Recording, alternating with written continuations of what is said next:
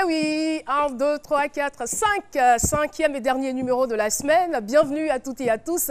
Eh bien, aujourd'hui, c'est vendredi. Nous rendons un hommage à un invité spécial. Il a du talent, il a du peps, il a du coffre, il a surtout un goût prononcé pour le risque.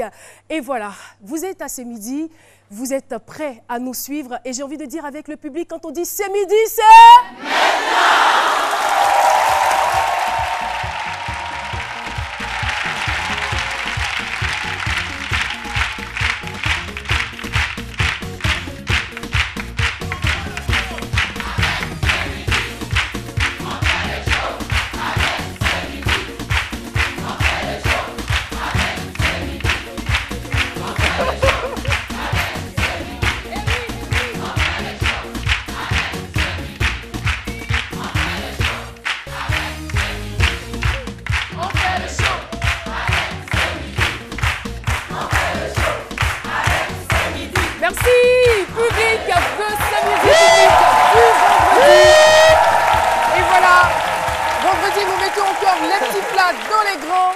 Pour offrir une belle fête à nos téléspectateurs. Et bien évidemment, ils sont là nombreux. On va dire le studio est bondé de monde. Nous avons même refusé du monde aujourd'hui. Merci de votre présence. Et voilà, il est là. Jean-Michel Ona vous envoie le bonjour, JM. Bonjour à tous, ici et à la maison. Je voudrais apporter un message spécial à tous nos petits frères qui, cette année, vont tout droit vers l'examen du bac et aussi ceux qui vont confronter le BTS. Bon courage, bonne révision à vous et surtout plein de succès pour l'année 2016. Merci beaucoup, Jean-Michel. Et tu sais ce qu'on fera? Et tu sais ce qu'on fera à la saison prochaine? Non. On va relever ce défi, recevoir tous les bacheliers ici dans ce studio. Ah mais ça sera cool. Ouais. Tous les bacheliers, alors, ils n'ont pas le choix. Vous êtes obligés d'avoir le bac pour être reçus pour une émission spéciale, n'est-ce pas? Ouais. Est-ce que vous avez aperçu la policière de la mode? Lynn Gabert. Oui, Caroline. Alors, est-ce que mes fashionistas sont là? Est-ce que les férus de mode sont là? Je vous envoie des bisous, ça va chauffer tout à l'heure. Qu'est-ce qui te fait rire, docteur Philo? C'est mon voisin. Oui. Ton voisin du jour, oui, Philo. Non, moi, j'ai pas de problème avec quelqu'un. Moi, ici, Karagba, c'est vendredi, on fait les choses, c'est Bia, c'est Bikata. On va aller. Envoie-moi. Oh, pop. Yeah. Yeah. Super. Ouais. C'est bon? Ouais, non, la paire de lunettes. Envoie à manger. Non, il n'y a rien. Il n'y a rien. Faut te graber souvent. Souvent, il faut cacher son visage, quoi. Voilà, souvent, puis c'est propre. Voilà. Tu connais Godot? Pardon? Godot. Pardon? Ah, tu connais pas Godot? Non, je connais pas. Ah bon, demande à là-bas. On nous suit à Godot. Godot. Godot. Ah, voilà, Godot. Godot. Godot. Non, oui, Godot. Non, Godot. mais dans la langue même, dans le patois même, c'est Godot. Sinon, voilà, c'est la langue de nous, Godot. Voilà. Godot. Voilà, Godot. Ah. Et ça veut dire quoi? Ça veut dire quoi? C'est maman, je sais. Par contre, dans ma langue, ça a un sens. Ça veut dire quoi chez toi? Chez nous, quand on dit Godo Godo, ça veut dire Dieu. Ah, d'accord. On a l'adjoint. On a la dit oui. Ah, je sais pas. d'accord. Godo Godo, oui. ça veut Ok. dire Dieu. Oui. Pourtant, Godot, je crois, c'est le village de Madame Descao, n'est-ce pas? Voilà. Oui, mais c'est sérieux. Elle a un côté baoulé, en fait. Voilà, c'est son village, Godot. Pour ceux qui ne savent pas, Madame Descao, c'est celle qui notre réalise réalisatrice. l'émission. Voilà, donc il faut C'est lui son envoyer des village. coucous. Pour qu'elle nous filme bien. Eh bien, le monde de l'audiovisuel est aujourd'hui à l'honneur, chers téléspectateurs et chers publics. Mon invité spécial, il fait vraiment la fierté des Africains. Sachez que c'est un journaliste, un très grand reporter. Il est mou, ça chauffe. Il a le goût du risque, il est courageux. Patrick Fondio est avec nous. Eh oui, bienvenue. Bien, merci. Et vous, ça va? Patrick Fondio.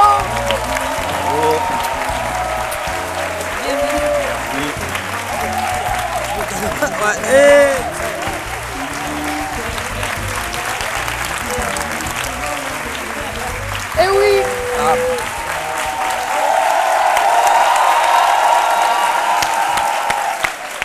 Merci. Et oui, si vous avez eu l'habitude de suivre le journal télévisé de TF1, vous l'avez certainement reconnu. Et Patrick Fondio, il faut le dire, arrive à se fondre dans n'importe lequel des moules, n'est-ce pas? Même avec cette couleur. C'est clair. En tout cas, bienvenue à vous. Merci. Et nous allons saisir cette opportunité pour saluer tous les villageois du côté de Garoua. C'est dans le nord du Cameroun, c'est son village natal. Voilà. En tout cas, on vous salue, hein, tous les Camerounais qui sont avec nous tout le temps, qui s'imprègnent de notre actualité. C'est un pays frère et nous vous aimons. Chers Camerounais, c'est vrai qu'on se titille un peu par moment, hein, mais c'est l'amour qui fait ça. Quelquefois. Ouais. Et si vous ne le savez pas, Patrick Fondio, celui que vous voyez, si on vous demande, mais Patrick Fondio, c'est qui? Tout simplement, vous dites, il est le premier journaliste français à entrer dans la ville de Kobané, en Syrie, après l'offensive des djihadistes de l'État islamique en décembre dernier.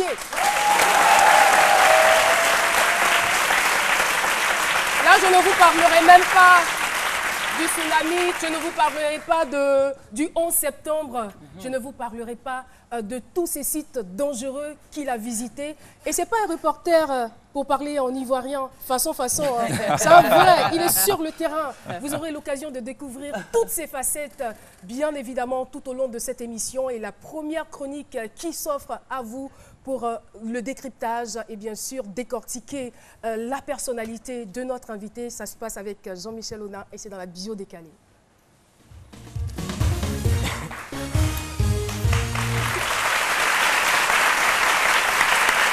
La bio décalée. Croyez-moi, c'est une vraie régalette d'aller à la découverte du célébrissime reporter international Hugues Patrick Fondio. Depuis le 14 mars 1975, un des nombreux enfants de Garoua, dans le nord du Cameroun, qui a perdu tragiquement ses parents, quasi trentenaires, Laurent, officier parachutiste, disparu mystérieusement en 1975, et Georgette, sa belle-mère, sa jolie maman, je veux dire, qui s'est suicidée par chagrin la même année. Élevé par ses grands-parents maternels, l'apprentissage scolaire et la construction secondaire de Patrick s'est réalisé au Cameroun, au fil de l'école primaire de Messa, du collège Ngwekele de Yaoundé, du lycée Banganté, d'où il a été expulsé et a échoué sa première année de bac pour avoir conduit de chaudes grèves et dirigé un journal frondeur, activiste, du collège Thomas Nouton, où il a décroché le baccalauréat scientifique la deuxième année avant de s'exiler en septembre 1993 en France pour suivre ses études après une préinscription discrète et réussie à l'université de Nancy. Doug 2 en culture et communication désormais en poche, Patrick se sélectionne avec brio parmi 24 retenus sur 800 au concours d'accès à l'école de journalisme CELSA de l'université Paris 4, d'où il sort en 1998 avec un niveau maîtrise qui lui ouvre tout de suite les portes d'un premier stage à France 2. Comment est-il, lui qui, petit, se réveille conducteur de bus, devenu l'un des rares Africains à scintiller sur TF1, la chaîne la plus regardée de France? Pourquoi cartonne-t-il autant? Dans la bio décalée,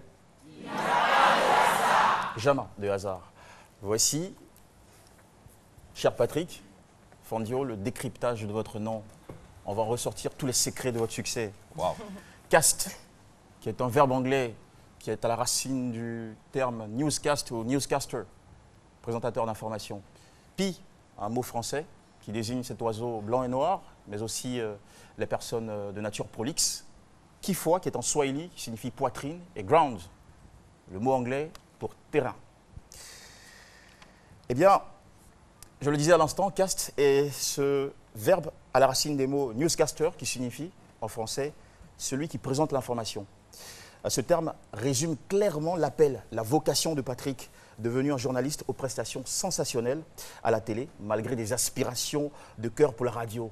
Juin 1998, après un stage concluant, il est embauché à France 2, où il couvre pendant 5 ans avec grand talent les banlieues, rapporte les faits divers, l'actualité internationale. Pi, cet oiseau blanc et noir, terme utilisé pour désigner des personnes prolixes. Regarder Patrick Fondio à l'œuvre, c'est comme admirer un beau gosse, noir et blanc. Noir physiquement, et blanc dans la tête et le style de présentation.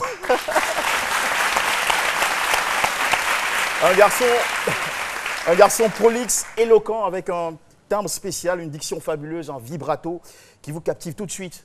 Impressionné par sa tchatche nourrie au nectar de lectures abondantes, ses qualités et son professionnalisme indéniables, la plus grande chaîne de télévision française, TF1, le débauche à prix d'or en 2003 pour en faire un de ses grands reporters. Pourquoi j'ai l'impression qu'il n'est pas très d'accord avec parce ça. que J'aurais pu négocier plus. Hein. J'adore.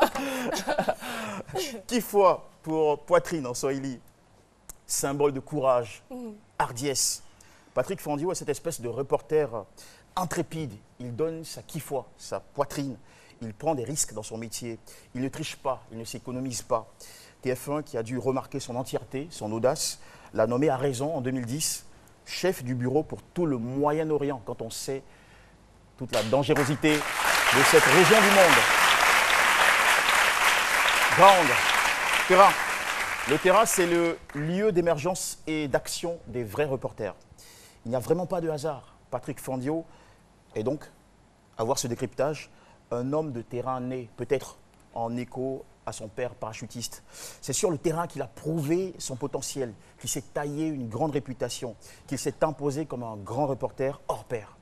De 2010 à 2015, Patrick sillonne valeureusement le terrain risqué de 7 pays du Moyen-Orient pour ramener au public de TF1 l'actualité des guerres en Syrie, Irak, Libye, la réalité du printemps arabe et autres révolutions du Moyen-Orient. Une tâche lourde et impressionnante, rondement menée, qui lui vaudra 4 nominations au prix Bayeux des correspondants, dont le 2e Grand Prix en 2014 et en 2015, le prix du coup éditorial de l'année pour son reportage en Syrie sur la ville de Kobané assiégée.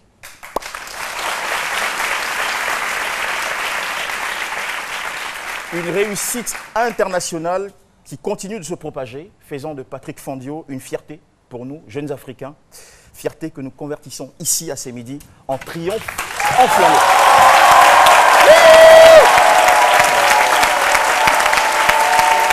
Merci beaucoup. Jean-Michel Ona pour cette bio décalée. Je vois Patrick tout souriant. Alors, ce que moi je voudrais savoir, certains parleraient certainement de discrimination positive, d'autres encore parleraient de talent. Et moi, je suis tentée de vous demander, à votre avis, qu'est-ce qui a poussé TF1, une chaîne aussi puissante? Le journal de TF1, tout le monde le sait, c'est le journal le plus suivi. Qu'est-ce qui pousse TF1 à vous débaucher de France 2 à prix d'or? Comme il a dit. Absolument pas. Bah, si je voulais faire une réponse hypocrite, j'allais dire il faudrait demander à TF1. Non, non, non. Ah, je sais on qu'on va n'allait pas le éviter, faire. on va éviter. Oh, je pense qu'ils avaient... C'était une époque où il y avait sans doute dans la tête de quelques dirigeants l'idée aussi de promouvoir une certaine diversité sur leurs antennes. Et l'idée d'avoir une figure qui était déjà un peu visible dans le circuit, qui était déjà visible sur France 2. Et puis une opportunité surtout, parce que j'avais une très bonne chef de service à l'époque à France 2, qui est devenue une très bonne amie, et qui était partie sur TF1 l'année précédente, et qui m'avait dit, allez, viens nous rejoindre. Donc c'est un peu un concours de circonstances, et puis sans doute une reconnaissance un tout petit peu du travail qu'on avait fait à France 2 ensemble, quoi. Il a quand même le triomphe modeste. Hein. Enfin, on va maintenant regarder Patrice en vidéo. Voilà, c'est un véritable globe-trotter, hein, donc on n'a pas pu faire le tour avec lui, mais on a quand même fait une petite sélection que je vous demande de suivre.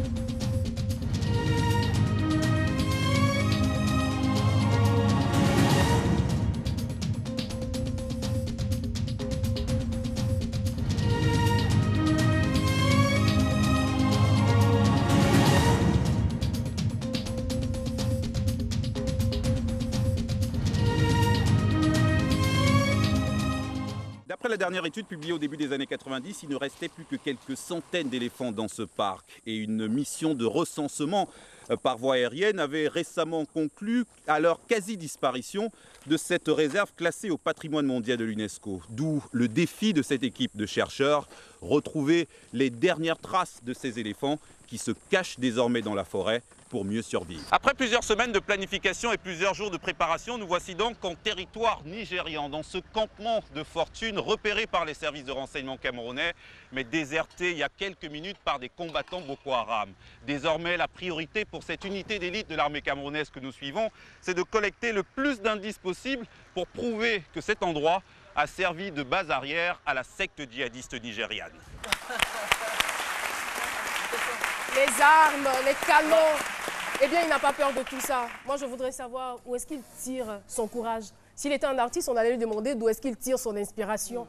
Mais d'où lui vient ce courage et sur quoi il compte exactement? Les gris-gris. Enfin, comme tout le monde, non?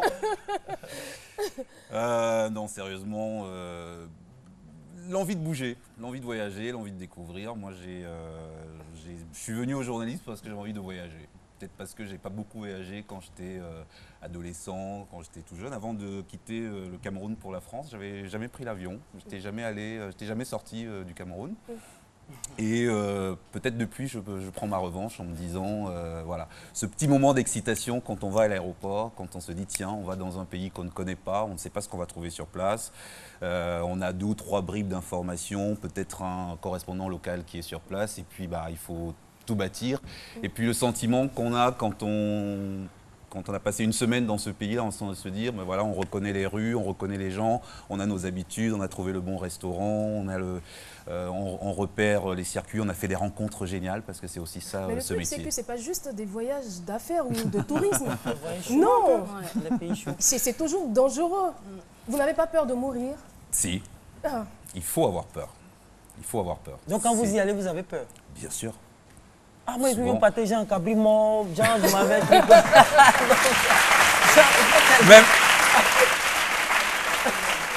Même s'il faut pas souvent le montrer, Oui. il faut pas faire afficher sa fragilité. peur et sa fragilité, mais quelquefois on a peur, on a de l'appréhension.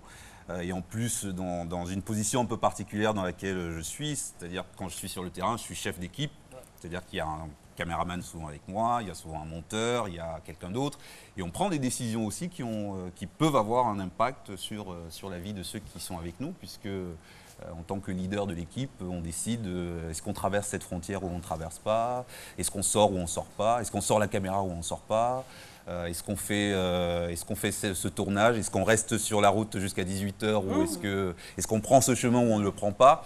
Toutes ces décisions-là sont importantes, donc on a peur. Quand on n'a plus peur, c'est qu'on est en danger, en réalité.